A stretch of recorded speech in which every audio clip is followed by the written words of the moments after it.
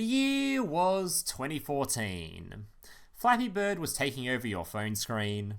Brazil was having a rough time. A horse was shaking Obama's hand. And Herb Escapade was about to attend a local Yu-Gi-Oh tournament.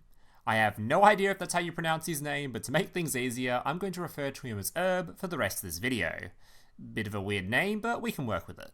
This event was taking place during a pretty exciting time for Yu-Gi-Oh, as it was coming right off the back of a freshly released ban list that had started off the year by completely decimating all of the top decks, finally putting an end to the reign of Dragon Rulers, an archetype so strong that it effectively had removed all other contenders from existence, and survived a previous wave of limitations. But finally, Konami decided enough is enough, we've got some new products we want to sell, and so they smacked it with the ban hammer. This opened up the game to a whole bunch of archetypes to try and take the spotlight.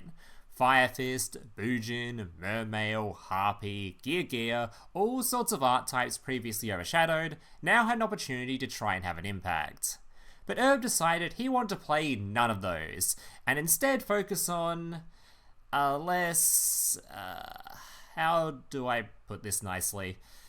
A less fortunate archetype that, despite receiving powerful new support over in Japan, Konami seemed to have forgotten to import that support over to the West, meaning this archetype as it stands wasn't very good. It had received some new cards over the past year, but nothing that gave it any real fighting chance. Essentially, Herb had walked into a freshly restocked armory and walked out with a Nerf gun.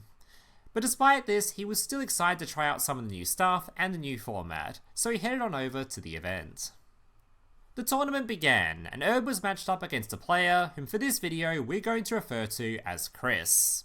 Chris was on Gear, one of the archetypes I mentioned earlier that was looking to come back into the metagame, as just a couple of years ago before the time of Dragon Rulers, this archetype managed to win a YCS, Yu-Gi-Oh's biggest tournament series, before being quickly power crept straight out of the format. But with the rulers gone and quite a few new cards released to support the archetype, things were looking up, giving this deck the potential to be one of the top dogs of the format.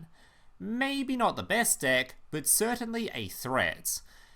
Unlike Chronomaly, the only thing they were threatening was the mental health of the poor soul that decided to try to play them.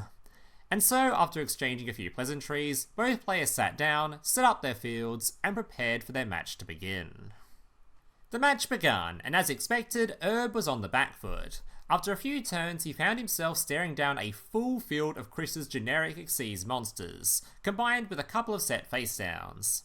Now thankfully, despite how intimidating this field was, the monster on Chris's field didn't actually do a whole lot on the opponent's turn, so it was quite possible for Herb to try and set up a counter-attack. If he wasn't playing Chronomaly, which had already expended most of its resources on the prior turns, to no avail. Things were looking grim, and clearing this field would be a struggle. Herb slowly reached over and drew a card from the top of his deck, praying the whole time for just something, anything to bail him out of this dilemma. He flipped over the card. Perfect. Dark Hole. Dark Hole is a pretty simple effect. Upon activation, it simply destroys all monsters on the field. Just what he needed. Without hesitation and a newly found optimism, he slapped the Dark Hole straight onto the field, declaring its effect to nuke the board. Unfortunately for Herb, this optimism didn't last very long, as he watched Chris calmly just slip one finger below a face down before flicking it over. Starlight Road. Herb's heart sank. Starlight Road can be activated whenever your opponent tries to use a card or effect that will destroy two or more of your cards. It negates the effect, and destroys whichever card tried to do so, instantly rendering the Dark Hole useless. But that's not all. After negating the effect, you can then go into your extra deck and pull out a Stardust Dragon, straight to the field. Yet another big ass monster for Herb to try and get through, and another card whose effect could negate destruction effects. Things were looking dire. After checking the card had resolved, Chris reached over to his extra deck, picked it up, and began sifting through it to find his Stardust. But that's when Herb noticed something was a little off. As Chris descended through the pile of cards in his hand, it looked like he'd started to really slow down. After reaching the bottom, he paused for an awkwardly long moment, before compressing the pile back together and starting his sifting from scratch, all whilst his face started to light up a little bit red. Once Chris had repeated the process a couple of times, he just sort of froze, his extra deck fanned out in front of him.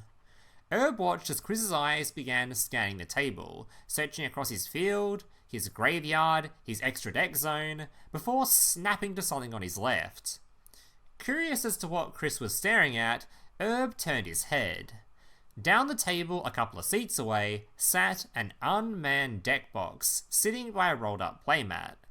Maybe one of the matches had finished early, or somebody had brought a spare deck, but why was Chris so focused on a random deck box? Suddenly, Chris leapt up from his seat, scaring the living shit out of the poor player trying to play a match next to him, before reaching across the table above his neighbour's match, snatching up the deck box and returning to his seat. Completely astonished and just lost for words, Herb watched on as Chris popped the lid, slipped out the deck, and began sifting through it. There's just no way he's going to... But before he could even finish his thought, Chris stopped sifting, holding the deck above the field, and letting a card slip out of his hands onto the board, before declaring, "Alright, I summon my Stardust Dragon." Laying face up, dead center on the field, was in fact a Stardust Dragon, complete with its own sleeve. That didn't match anything else on the field. Herb just stared at the card, then at Chris, then back at the card. Alright, I think I'm going to call a judge. A few moments later, a judge rocked on up to the table. "Hey guys, so what's the issue?"